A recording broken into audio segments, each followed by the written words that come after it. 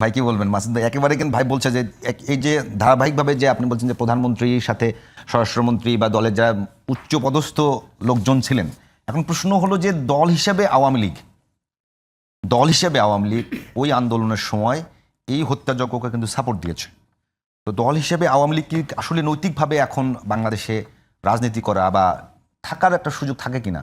আচ্ছা, দল হিসেবে আওয়ামী লীগ কিছু একটা করছে, সাপোর্ট দিয়েছে অথবা প্রতিরোধ করেছে অত কিছু, এটা আপনি কিভাবে প্রমাণ করতেছেন? দল কোনো রেজলিউশন নিয়েছিল? একেবারে 14 দলের বৈঠক করে সাথে আওয়ামী লীগ ছিল, তাদের কাছ থেকে তারা সবাই সমর্থন দিয়েছে। ওটা একটা সরকারি সিদ্ধান্ত। সরকারি সিদ্ধান্ত আমার কথা হলো কি 14 দলকে নিয়ে এসছে, তাহলে ওই ওখানে আওয়ামী লীগও ছিল। আপনি একটা কথা বোঝার চেষ্টা করেন, 14 দলের মধ্যে আওয়ামী লীগ আছে ভাই, তারা তো সমর্থন দিয়েছে। তারা কি সমর্থন দিয়েছে? এদের গুলি করো এটা বলছে, গুলি করতে বলছে? বুঝেন, আমি এর কথা খেয়াল করেন আপনি। এখন মনে করেন একটা যেমন বিএনপি একটা গভর্নমেন্ট, বিএনপি একটা দল আছে, তারেক রহমান একটা কথা বললো এটা তোমরা করো। বিএনপি কোনো লিডারের ক্ষমতা আছে বলা? এটা ঠিক না? আছে? আছে কি? তারেক রহমান তো এখনো ক্ষমতায় যায় নাই, গেছে ক্ষমতায় ঠিক প্রাইম মিনিস্টার, এখনো কিন্তু প্রাইম মিনিস্টার হয় নাই। আছে কিনা সেটা দেখতে আপনি দেখেন, সময় বলবে। তারেক রহমান বললে এটা করো, তুমি কেউ বলতে পারবে যে না এটা করা ঠিক না, এটা করবো না? কেউ বলতে পারবে? ভাই বাংলাদেশের পলিটিক্যাল প্র্যাকটিসটা কি? আর ওই ভদ্রমহিলা তখন ক্ষমতায়, দুর্দান্তভাবে ক্ষমতায়, তার দলের ইউনিয়ন পর্যায়ের একটা লিডার, সে বলবে না শেখ হাসিনা এটা ঠিক করতেছে না? বলা সাহস আছে তার? সে তো স্বৈরাচারী ছিল রে ভাই। তারেক রহমান তো স্বৈরাচারী না। তারেক রহমানকে আমি ধরছি খুবই গণতান্ত্রিক নেতা, তার সিদ্ধান্তের এগেনস্টে কথা বলার ক্ষমতা কার আছে দেখেন আপনি। এখন বাংলাদেশের প্র্যাকটিস চলে না। কাজে এখন যারা আশা করতেছেন এবং বলতেছেন যে তখন কেন কোনো দলের কোনো লিডার কেউ প্রতিবাদ করলো না, বলতেছেন না বলছেন, তো কিভাবে তারা প্রতিবাদ করবে? সে বাস্তবতা ছিল ভাই। সহজ কথা, প্রতিবাদের কোশ্চেন না। কোশ্চেনটা হলো যে যে অপরাধ করছে আপনি খুঁজেন না, সংখ্যা একদম কম হবে না, সংখ্যা একদম কম হবে না। আমি আপনাকে সহজ একটা হিসাব শিখাই দিই। যত লোক এমপি ছিল 3 টার্মে, প্রতিবার তো 300 করে থাকে, 900 আমাদের আবার মনে করেন 200 লোক কমন 200 কমন আছে। তো ধরেন আপনার এখানে এইভাবে ধরেন আপনি 700, 200 বাদ দেন, এমপি 700। ওই সময় এমপি হওয়ার জন্য যত জায়গায় নমিনেশন যারা সাবমিট করছিল সবাই এমপি হতে চায়। ধরেন এক একটা আসলে 20 জন করে চাইছে, তাহলে 14,000 ধরেন আপনি, 14,000 আর এই 700। সেন্ট্রাল কমিটি এই 14 বছরে যতবার, এর মধ্যে 2বার সেন্ট্রাল কমিটি হয়েছে, সেন্ট্রাল কমিটিতে যত লোক ছিল সব প্রিয় ধরেন আরো 10,000। জেলা কমিটিতে যা ছিল সব ধরেন, জেলা কমিটির সদস্য পর্যন্ত সব খারাপ ধরলেন আপনি। উপজেলা কমিটি ধরেন, ইউনিয়ন কমিটি ধরেন না ভাই, আমার তাও কোনো আপত্তি নাই। ওই কমিটিতে যারা ছিল সব খারাপ। এর বাইরে কি আওয়ামী লীগ নাই?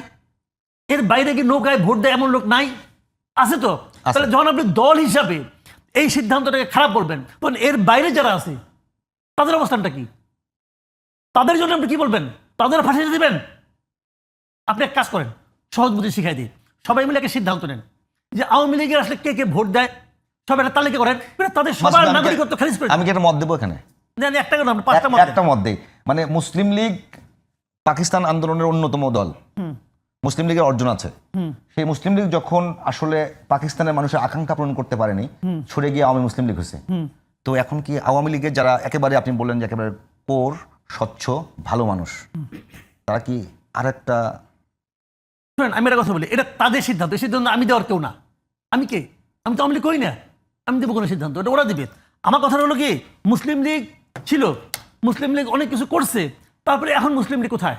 নাই হয়ে গেছে। মুসলিম লীগ কিন্তু আছে বাংলাদেশে, আছে কিন্তু মুসলিম লীগ এখন কোথাও আছে? এখন এটা কি কোনো মুসলিম লীগ কোনো ফ্যাক্টর বাংলাদেশে এখন পলিটিক্সে? না। কে তাকে মুসলিম লীগে গুরুত্বহীন বানাই দিল? কে বানাইছে? কোনো আইন না, সাধারণ মানুষ। কাজে আমার বক্তব্য হলো ওইটাই, সিদ্ধান্ত নেওয়ার দায়িত্বটা সাধারণ মানুষকে দেন। সিদ্ধান্ত নেওয়ার দায়িত্ব সাধারণ। আপনি সিদ্ধান্ত নেওয়ার কে? আপনি কে রে ভাই? আপনি কে সিদ্ধান্ত নেওয়ার?